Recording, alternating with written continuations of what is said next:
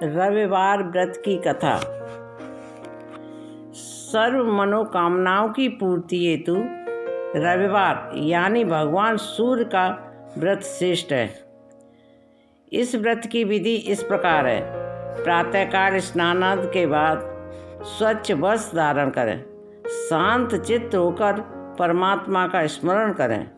भोजन एक समय से अधिक नहीं करना चाहिए। भोजन तथा फलाहार सूर्य के प्रकाश रहते ही कर लेना चाहिए। यदि निराहार रहने पर सूर्य छिप जाए तो दूसरे दिन सूर्य उदय हो जाने पर अर्घ्य देने के बाद ही भोजन करें। व्रत के अंत में व्रत कथा सुननी चाहिए। व्रत के दिन नमकीन तेल युक्त भोजन ग्रहण न करें। इस व्रत के करने से मान सम्मान बढ़ता है तथा शत्रुओं का क्षय होता है। आँख की पीड़ा के अतिरिक्त अन्य सब पीड़ाएं दूर होती हैं। रविवार की व्रत कथा। एक बुढ़िया थी। उसका नियम था प्रति रविवार को सवेरे स्नान आदि कर पड़ोसिन की गाय के गोबर से घर को लीप कर फिर भोजन तैयार कर भगवान को भोग लगा स्वयं भोजन करती थी। ऐसा करने से उसका घर धन धान्य एवं आनंद से पूर्ण था। इस तरह कुछ दिन बीत जाने पर उसकी पड़ोसिन विचार करने लगी कि यह वृद्धा सर्वदा मेरी गाय का गोबर ले जाती है, इसलिए अपनी गाय को घर के भीतर बांधने लगी। बुढ़िया को गोबर न मिलने से रविवार के दिन अपने घर को न लीप सकी, इसलिए उसने न तो भोजन बनाया और न भगवान का भोग लगाया तथा स्वयं भी उसने भोजन नहीं किया। इस प्रकार उसने निराहार व्रत किया। रात्रि हो गई और वह भूखी सो गई। रात्रि में उसने भगवान ने उसे स्वप्न दिया और भोजन न बनाने तथा भोग न लगाने का कारण पूछा। वृद्धा ने गोबर न मिलने का कारण सुनाया। तब भगवान ने कहा कि माता, तुम गऊ के गोबर से घर लीपकर भोजन बनाकर मेरा भोग लगाकर खुद भोजन करती हो। इससे मैं खुश होकर तुमको वरदान देता हूँ और अंत समय में मोक्ष देता हूँ। स्वप्न में ऐसा वरदान देकर भगवान तो अंतर्ध्यान हो गए और जब वृद्धा की आँख खुली तो देखती है कि आंगन में एक अति सुंदर गाय और बछड़ा बंधे हुए हैं। वह गाय और बछड़े को देखकर अत्यंत प्रसन्न हुई और उसको घर के बाहर बांध दिया। वहीं खाने को चारा डाल दिया। जब उसकी पड़ोसिन ने बुढ़िया के घर के बाहर अति सुंदर गाय और बछड़े को देखा तो द्वेष के कारण उसका हृदय जल उठा तथा जब उसने देखा कि गाय ने सोने का गोबर किया है तो वह उस गाय का गोबर ले गई और अपनी गाय का गोबर उसकी जगह रख गई।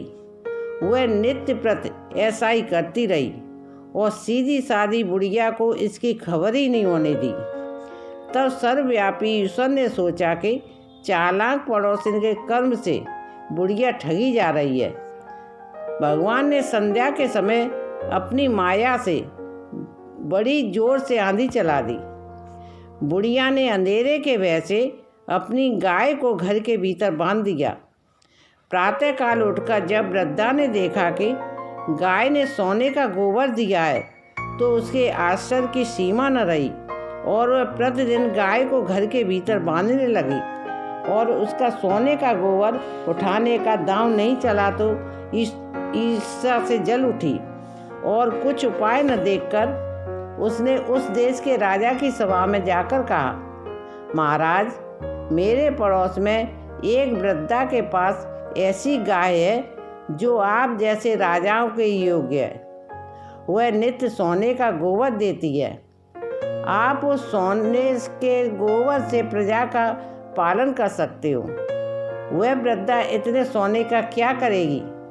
राजा ने यह बात सुन अपने दूतों को वृद्धा के घर से गोबर लाने के लिए कह दिया।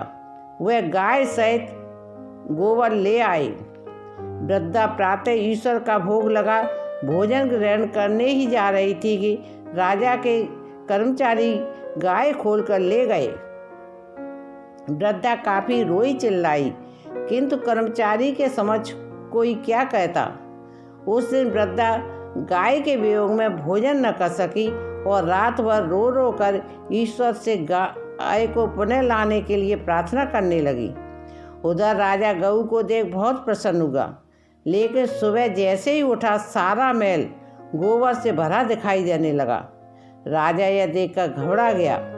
भगवान ने रात्रि में राजा को स्वप्न में कहा कि राजा, गाय वृद्धा को लौटा दे, इसमें ही तेरा भला है। उसके रविवार के व्रत से प्रसन्न होकर मैंने उसे गाय दी है।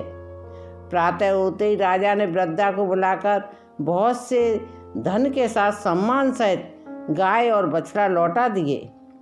उसकी पड़ोसिन दुष्ट को बुलाकर दंड दिया। इतना करने के बाद राजा के महल से गंदगी दूर हुई। उसी दिन से राजा ने नगर निवासियों को आदेश दिया कि राज्य का तथा सभी समस्त कामनाओं की पूर्ति के लिए रविवार का व्रत करो। व्रत करने से नगर के लोग सुखी जीवन व्यतीत करने लगे। कोई बीमारी या प्रकृति का प्रकोप उस नगरी पर नहीं होता था। सारी प्रजा सुख से रहने लगी।